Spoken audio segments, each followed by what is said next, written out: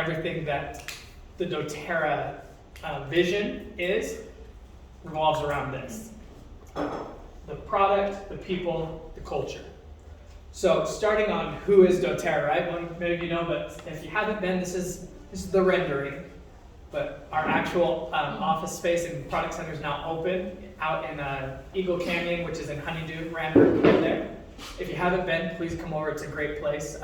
No rush. You know, if you're way out of the way, you know, schedule a time to come over. This is about exactly what it looks like, minus we don't have that espresso machine. A little bit there, but we do have the doTERRA herbal teas available right now for those who come in and are able to come sit, relax. You can talk with our employees, do any business meeting. You can work if you want. Enjoy some nice, herbal teas and the diffuser that are going with. We put a lot of oils in those diffusers to make sure we get a good aroma for the office. But what we are with doTERRA, right? We have some stats here and stuff that we've done since we began in 2008. We are the world's largest essential oil company. That's been granted to us by various different head of industries and magazines. And we are, in the last time we checked, are still the fastest growing revenue building company that does the network marketing model, right? You can Google doTERRA multiple times and be like, is doTERRA a good business model and everything?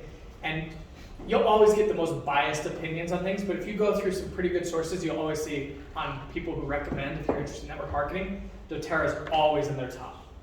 Very likely, a lot of the times, number one, just because of the different things in our compensation plan. But when it comes to our product, we are the biggest distributor of essential oils. We're privately held, no stock shares being sold. We aren't having any plans for an IPO, meaning that we don't have to battle wellness advocate input and shareholder input, because I promise you it's different, right? Because a lot of times wellness advocate is about the person, the people, it's with compensation as well. Shareholders is completely profit-based, right? And so it causes a big conflict, and the owners have decided that they don't want to go that route. Being the biggest essential oil company, you can fund yourself. You don't need to rely on public funding, right? So we don't have that issue at all. We have record-breaking retention, 65% worldwide. Right now we're seeing 85% retention in South Africa. This retention is not based on LRP, it's based on specifically if someone enrolls, they will place at least one other order that year, right? A few different other stats.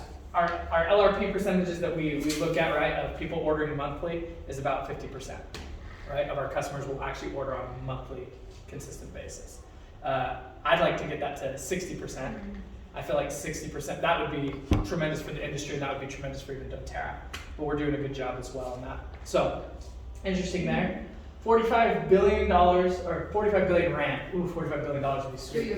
45 billion rand in global sales. I needed to move everything to rand. And my mind still, even when I buy things at the store, right? I go and I was like, this, okay, now the exchange rate in dollar, because then that's how I value things.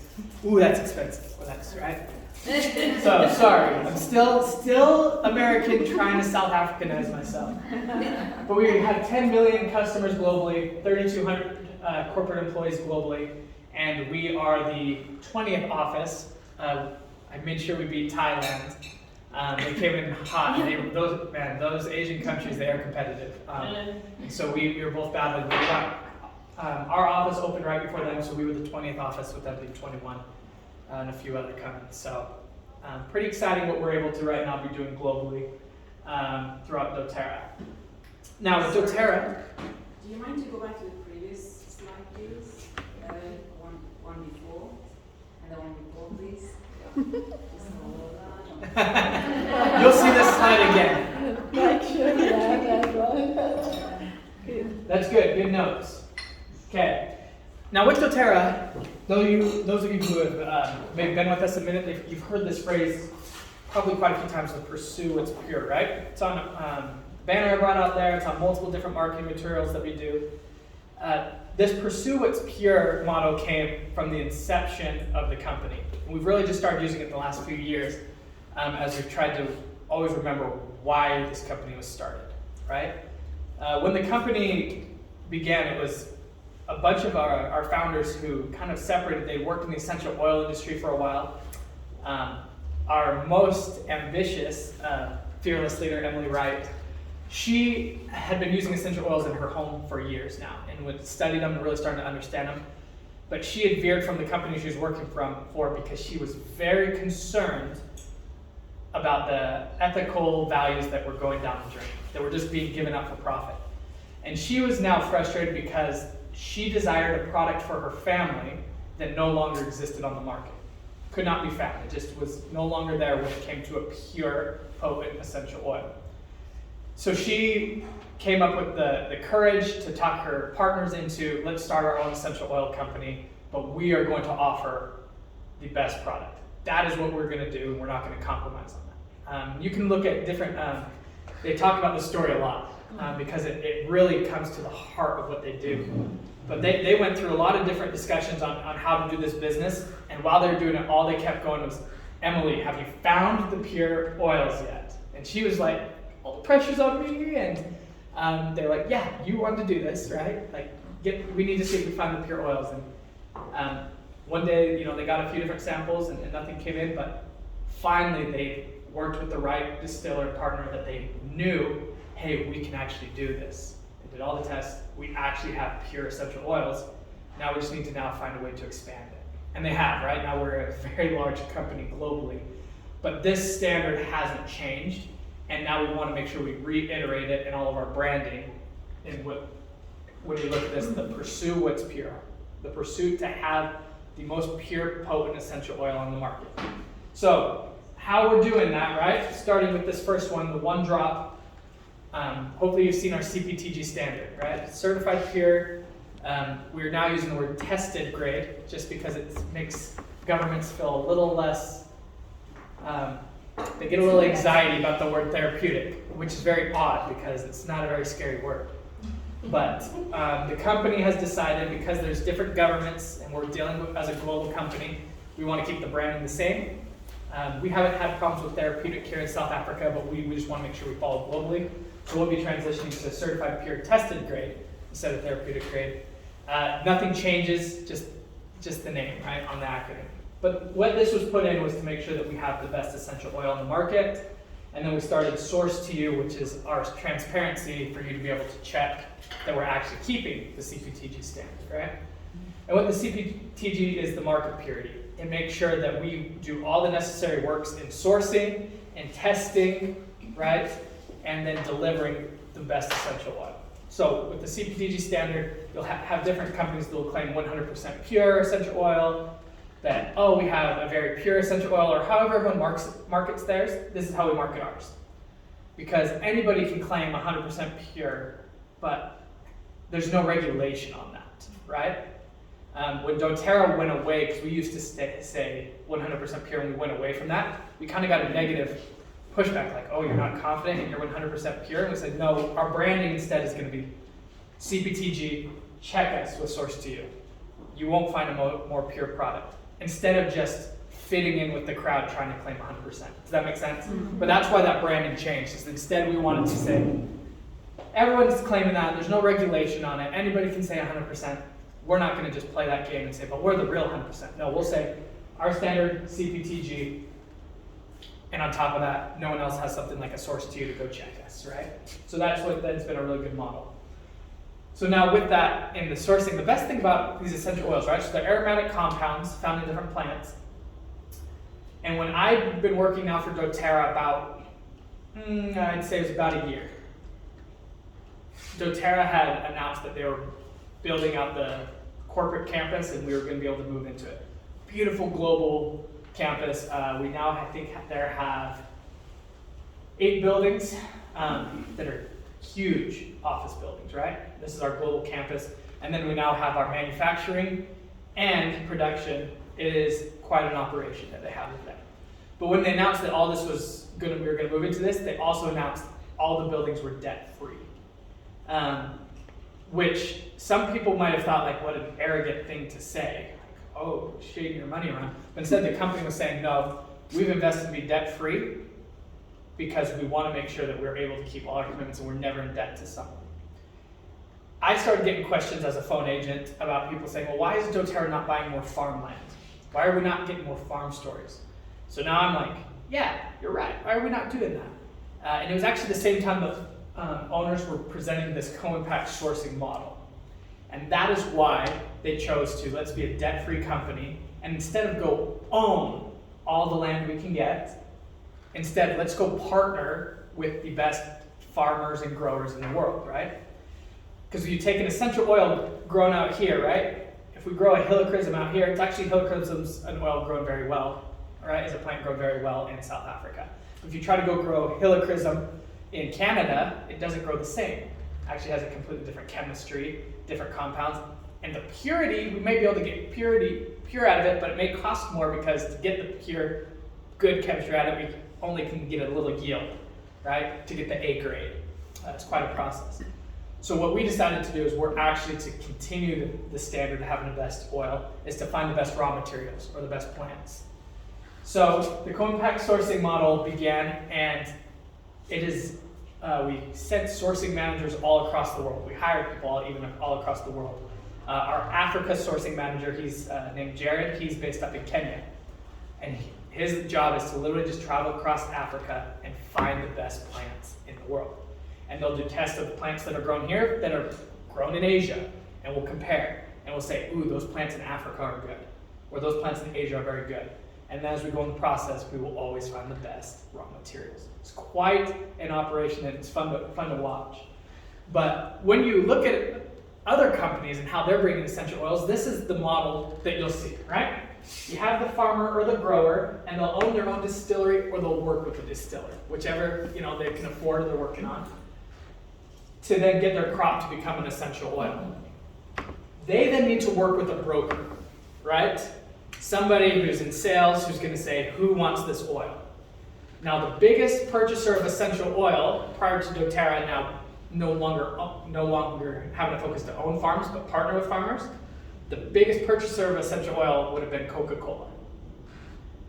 And I'm serious on that. Someone literally the last time, they're like, no, Coca-Cola and Pepsi being the top purchasers of essential oils. Go check the recipes of your soft drinks, right? Actually, you're drinking essential oils and have been for years. So with those essential oils, they're using, right? These brokers are looking for companies who are going to use it in their products, right? So you'll get a broker working with like a perfumist or a Coca-Cola, and you're getting these lines that have a high demand, but there's too many people that are needing to get paid and too many deals that need to be made. Like soft drinks need to keep a low cost for people to be able to drive to get a can of Coca-Cola, right? Or a can of Fanta.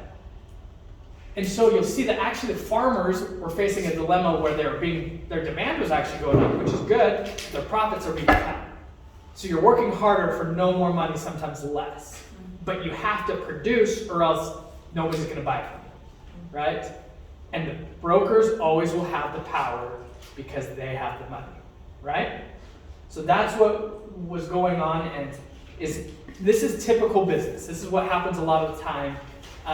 But with doTERRA, we found, hey, there's an opportunity for us here to not only now find the best plants and raw materials, but we're now able to make a difference and change this and better the lives of our partners and growers, right? So what we did is we completely cut out and don't work with any brokers, right? We use our sourcing managers. They're doTERRA employees all across the world. And they work directly with the farmers and distillers. We take the product directly from them and then go through do significant testing. These growers are 98% of all of our essential oils are exclusive to doTERRA. So that means whenever someone online posts comparable to doTERRA essential oils or similar to doTERRA oils, right? We actually go very quickly, send them a quick little letter, and then we get very legal on our letters because they cannot compare to us because of our exclusivity. It's very important to us. So that's a deal that we make with the farmers. You only sell your crop to us. No one else is going to claim that their oils are the best because we've done all the work and research to make sure we're sourcing the best and it's not being sold to anyone else. Except for that 2%. We still got to work on that, right? But that's what we're right now working with our growers on. And then what's great for them is we pay them above market price. That's our goal with them, right? That they know, hey, you're exclusive to us, we're going to treat you better. And we literally work with an EFT process that once the crop is basically on the truck, right, and it's shipped off for us to be able to take to corporate, from there we're able to then instantly go and within seconds, right, maybe a minute if the internet's slow, right, bad network, they'll get the money instantly and they're deposited, and they don't ever have to worry about, they're gonna pay my bill, are they gonna negotiate it? They love this. This is the best thing that a lot of these growers have ever done. But they are the best thing that's ever happened to us as well. It's an amazing partnership because it's a win-win for both sides. So we go through there, where are these oils coming from? If you look at the map, this is where we're currently sourcing oils, right? See down here we have eucalyptus coming right out of South Africa, as well as pink grapefruit is also sourced out of South Africa. So those are our two products coming from here. Possibly looking at another 4, possibly 5 oils that we could possibly source out of here over the next few years, and these would not be oils currently on the market, right? So something to hopefully look at. Don't ask which ones. Okay. I was actually thinking about that yesterday. The eucalyptus, where are they based in South Africa? Do you know? And so I've heard 2 different things, so I can't say I actually know, because someone in Utah told me that they are, and I believed this whole time, they're between Bloemfontein and Johannesburg, but off to the side. And someone else told me they're in the northern region. I'm like, those aren't even close, so I have no idea. We recently got in touch with the eucalyptus farmers through Jared, our sourcing manager, and I said, hey, we got to go out and meet these guys, find out what's going on, because I am so confused. Where's all this information? And he said, hey, after a long chat with them, they're very open to it, but right now with COVID, they had too many issues with losing a lot of employees to sickness out for a long period of time. They actually completely locked down their farm and growing to no one from the outside's allowed on. It's been very strict. So we're just waiting. They are very open to it. They just said give them a little more time. Trust me, I'm all over that one because I'm like, this is our area. We want to know. We want to go with. And so we're trying to gather more information. They've just been a great partner of ours. They are a little different. So you see these purple countries. These are co-impact sourced oils, meaning that we have that exclusive partnership that we do to try to see what we can do to be able to, if they need investment in their farms, we'll do that. If they need updating for their distilleries, we'll help them fund that. But those are a little different than when you see with these blue ones, right? These ones are actually poverty solutions, meaning the community, for them to keep up with the demand, need help, right? For the women to be able to go up into the villages, like take Nepal, for example, right? For the women to be able to spend time going up in the from their villages, they needed childcare. So we were able to create, let's build a school then. Let's fund the school. Let's get the teachers. We would do all that to try to then be able to help the villages and growers be able to meet their work requirements, what they want to be able to get, so then they can get paid the amounts they want to, right? Currently we have 500, nearly 600,000 employees who are not doTERRA employees, but are employed by our partners that are exclusive to doTERRA. So in a way, they're doTERRA employees who are picking and distilling our essential oils worldwide. So 3,200 corporate employees. We're looking right 10 million doTERRA customers, and then over 500,000 who are picking. There's a lot of people involved in doTERRA, right? And then you see this green one up here. This is Black Spruce, which is our product of the month. It's actually a full environmentally friendly cycle, meaning there's no wasted energy or crop. Once we distill the oil, the leftover goes into powering the distillery and the machinery that cut and pull the oils out of the trees. So it's a big loop that we want to find more and more ways to do that. If you want to look at the Black Spruce video, it's on YouTube. It's a great video that shows how this model works. So our sourcing is phenomenal. We're continuing to look at crops all around the world, right? Once we find a crop up here in Greenland, I think we've made it. Yeah. Right? Then once if we can find one up there, then we're really searching, right? But we are constantly searching, and as you can see, a lot of these areas over here, these subtropic ones, is where we're getting a lot of plants here in Africa. So it's been a great model. Whenever we do find an essential oil that's better than something we're currently selling, right? It's very much, we research it and make sure the partner is right for us, and we actually will make the switch. So like wintergreen was being grown down here for the first few years we were apart. And then we discovered the wintergreen with our partner up in Nepal. It smelled a little different, actually quite a bit different, and had almost a completely different chemistry line, but had all the same positive effects plus extra physical aspects that help with bodily autonomy, right? So we actually moved our whole operation of wintergreen up to Nepal. And we changed the label, it became a different color because it essentially was almost a new essential oil, but was better for our blends and better as a single oil than we were getting out of our crop down there. So that's kind of what we're doing on the one drop and one person part of things, right? We are doing these 54 tests. Now we're technically doing over 60 since COVID. You get a few more eyes on us, right? I mean, we have a lot of people claiming a lot of things during the last year and a half of our distributors. Put a lot of eyes on us from different health organizations around the world. We added a few extra tests to try to make sure we keep everybody happy and they understand we are putting out a very good product. 54 tests it's a lot. I've sat with doTERRA Science and the Aromatic Plant Research Center. Between the two, this is who's doing those tests. doTERRA Science, a very strong team, people around the world. They come from different backgrounds, all have different opinions on things, but they are very precise in making sure they're in agreement that we are giving out pure essential oil. And then after they all go through it, we go through the Aromatic Plant Research Center, who does an additional 11 tests to double check us.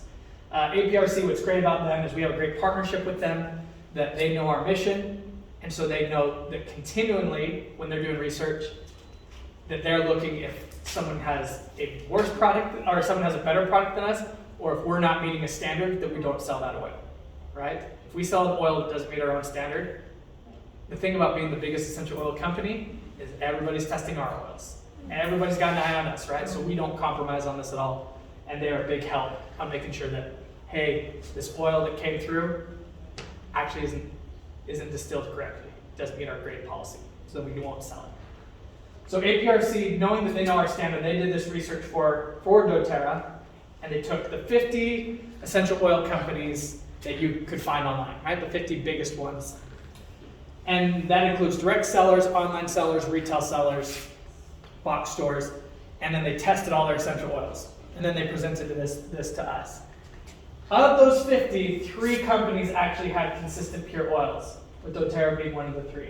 So that means 95% are adulterated essential oils, right? And I think what's kind of odd sometimes is we instantly think, oh, the evil people who do that, right?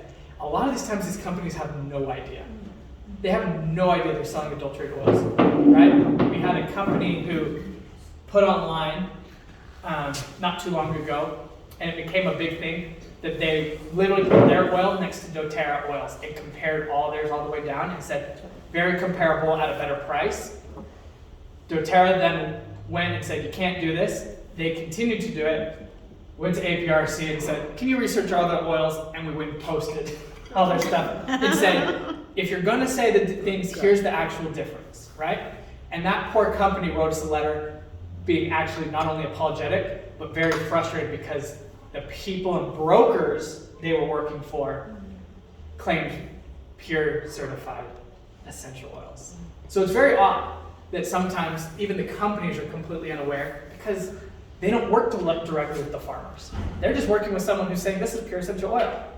And if they don't have a big science team and they don't invest in that, it's expensive to do that, right? That adds a cost to us. And so other people don't take that on, right? They'll just say, this guy knows what he's selling, and they'll take it on. So 95% on the market are adulterated oils. Goes back to Emily's whole issue that she had years ago when she started the company. This was happening and it continues to happen. That means that right now, of all oils tested from these companies, 80% of them were adulterated. So of all the 50 companies, right? And if you take all the oils, 50% of the oils out, or 80% out there were adulterated. How do you know which ones, when they all say 100% pure, are actually pure? Would you know? Only 20% of them actually meet the standard.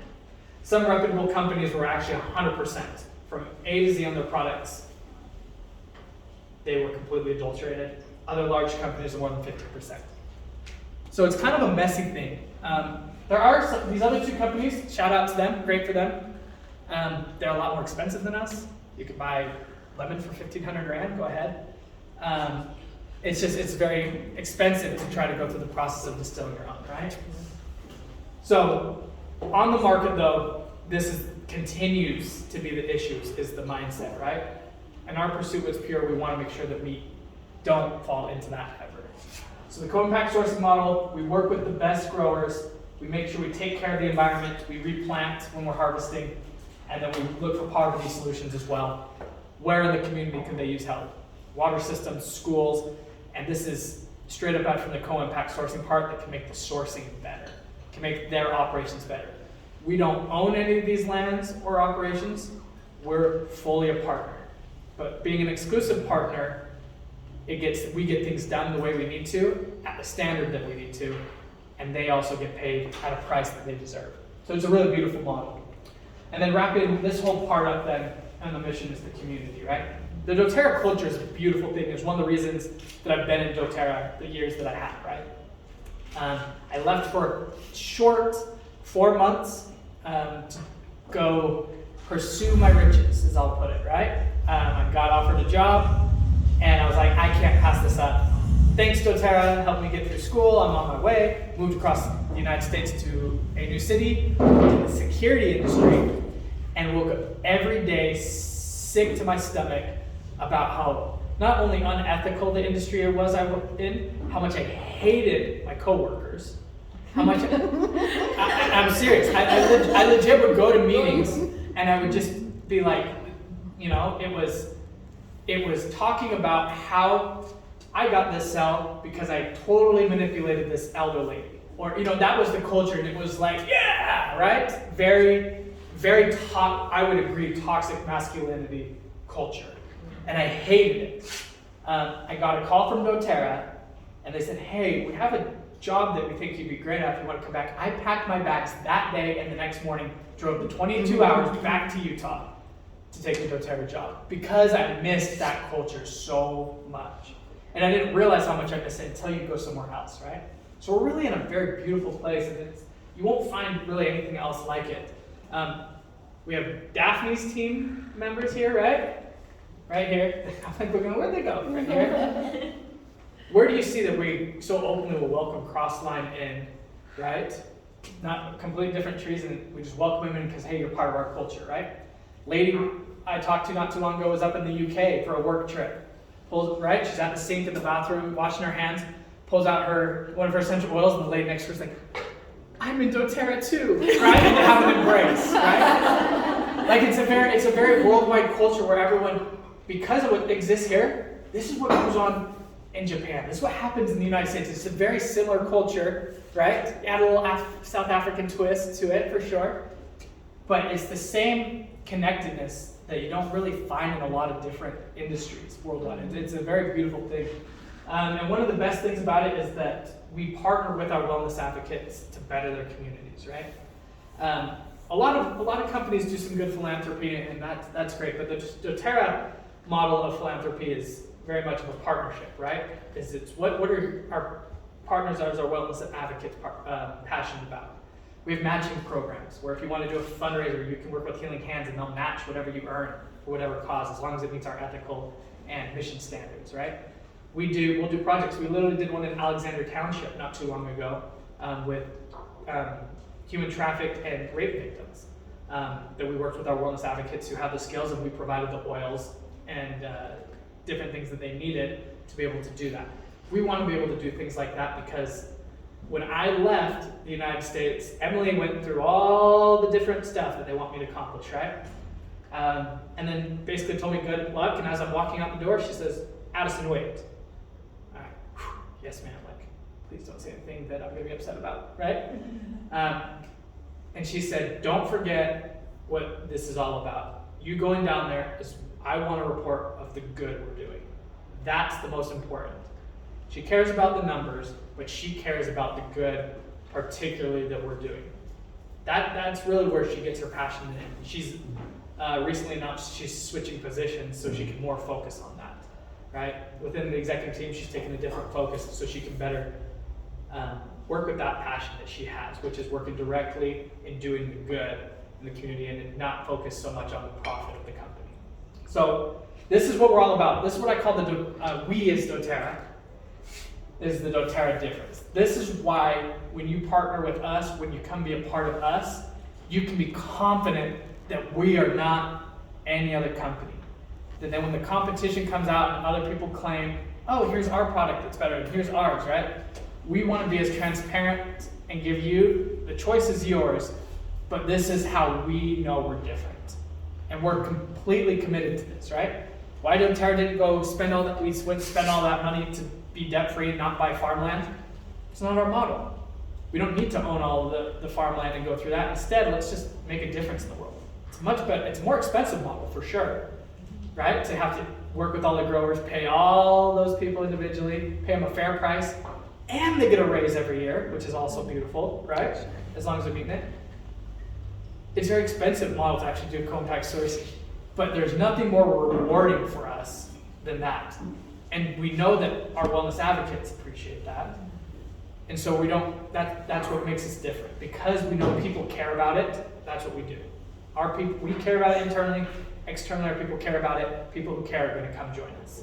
And we're not gonna compromise on that. So this is where we're at. I know many of you have heard a lot of that stuff before, but I hope that gave you some kind of more information and good distinction from us, who we are.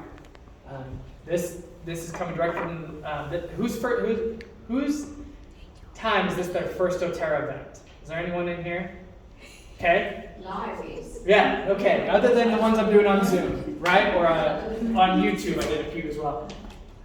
This is what I wanted to make sure that when I'm in person, you will come to any event I do, I will always talk about this, even if I know everyone in the room has been in doTERRA 5 years, because it has to be reiterated.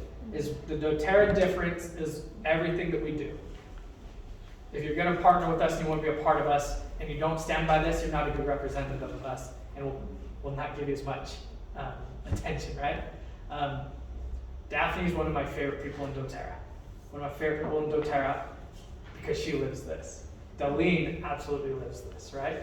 And that's a culture that through the leadership we hope spreads through everyone else as they know that this is what we're about. Yes, this is also a business, and we're going to talk about that, and you want to be successful and you want to hit key marks. And if this is, whether it's a side thing for you or it's a career path or something you want to do full time, I'm not going to decide that for you. That's fully up to you. But if you're going to do that, please always understand this. All right, I'm going to change gears here. I'm going to actually quickly touch on this, and then we'll go through our testimonial here. Is we have this thing of goodbye synthetics, hello nature, right? This is